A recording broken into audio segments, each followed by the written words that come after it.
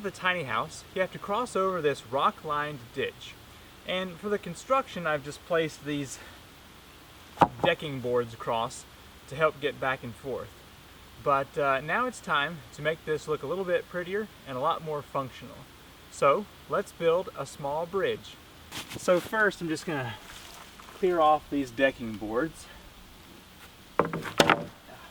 We'll use them again in just a second.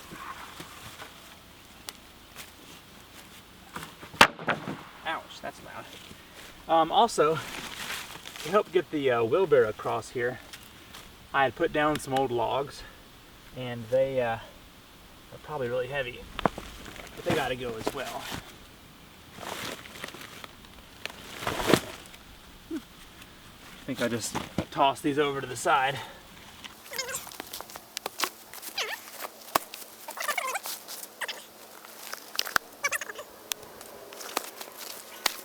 I don't think I filmed it, but a couple times when I crossed over to put the concrete, I spilled a load or two.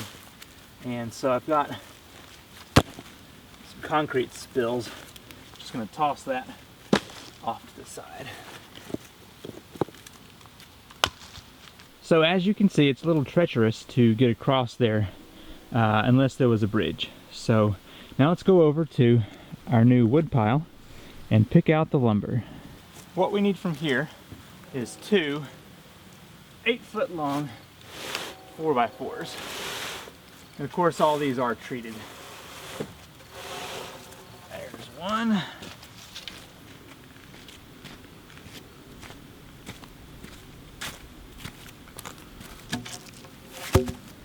Now the actual dimensions of a decking board are 5.5 inches. So I want decking boards to be along this bridge, but I'm going to get a little bit fancy on the end here. I want to angle down that last board just a little bit. So what I'm going to do is use my measuring tape here and come out to 5.5 and make a mark. So what I'm going to do is cut along from here to that 1.5 inches, and that should give us the angle up that we want. Might be a little hard to see, but I've got my angle cut right here, or drawn out. So now I'm going to take my saw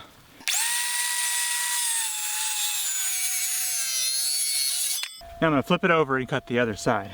My cut was off just a little bit there, but as you can see with this decking board, it's going to look quite nice. So I'm going to do that to the other 3 of these ends, and then we'll get to work cutting our decking boards. Now that all 4 of the ends have been shaped down, it's time to cut the decking boards for the floor part. Now this is going to be 3 foot long.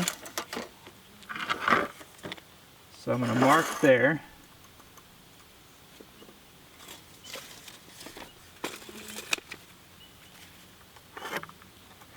Now we're going to have 17 of these total, so let's start cutting those down.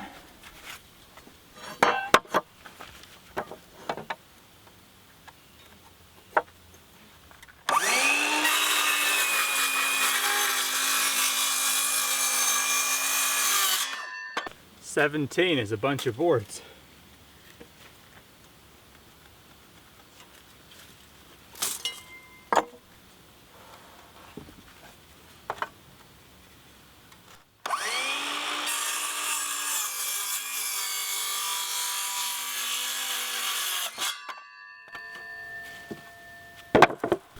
Now I have all 17 of those boards cut down to 3 foot. I'm going to get my long pieces set to about the place I want them to go. Now these are ground contact, but I want to be able to keep them as long as possible. So what I've got is some stone pavers, and I'm going to use these to place up under the wood, and that way it'll keep the wood from touching the ground as long as possible. I'll have to see if simply placing these up under here is going to hold it, or if I need to dig down just a little bit.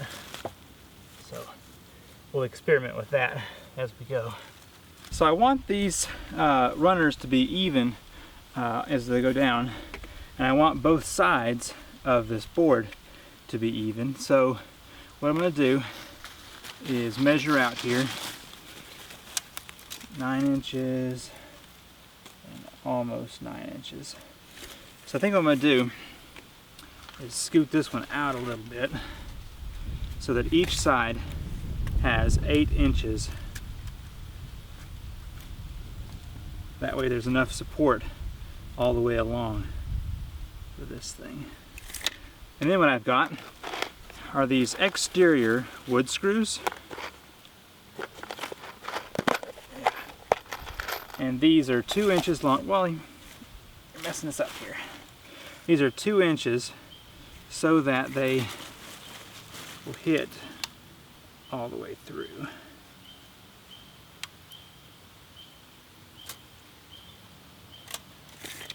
So I'm just going to put 2 of these in each one of these boards.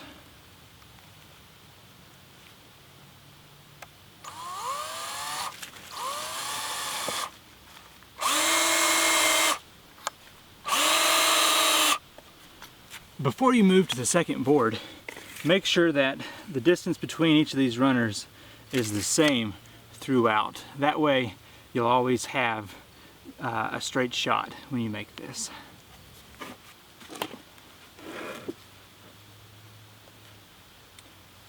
I'm putting just a tiny gap between each of these. I figure maybe that'll help with some airflow. And then just making sure that each of these has 8 inches on it.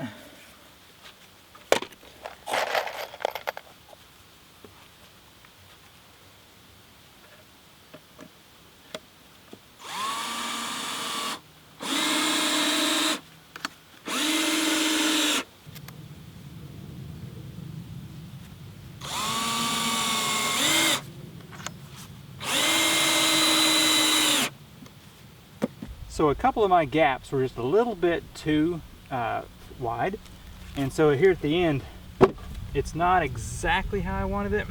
A bit of a lip there, but it's still right on the edge, so I think it's going to be just fine.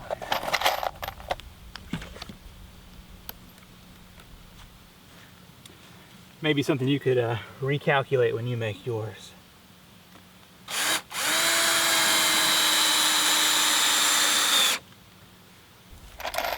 These exterior screws have a star-shaped head on them.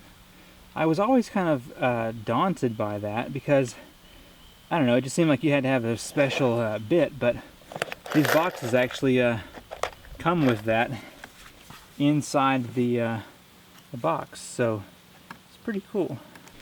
So, a few concerns that I may change if I were to make this again. Don't use quite as big a gap on a couple of boards so that this last one will be a little bit more flush with the next one.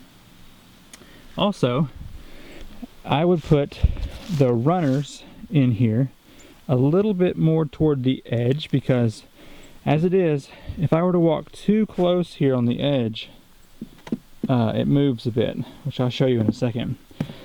So that way it would just move the center of gravity so it wouldn't have that flip effect.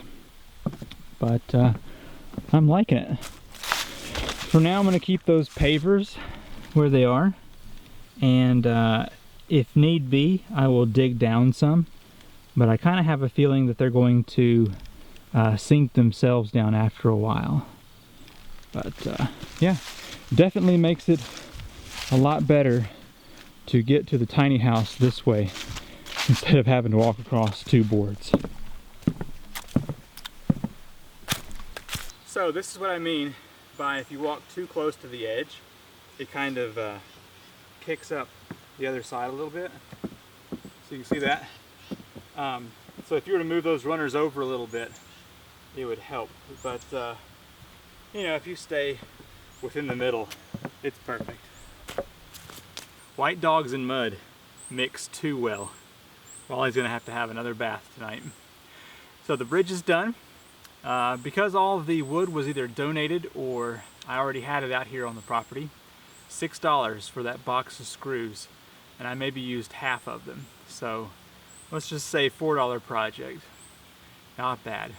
Thanks for watching. I'm Seth Johnson with Land a House, and I will see you next time.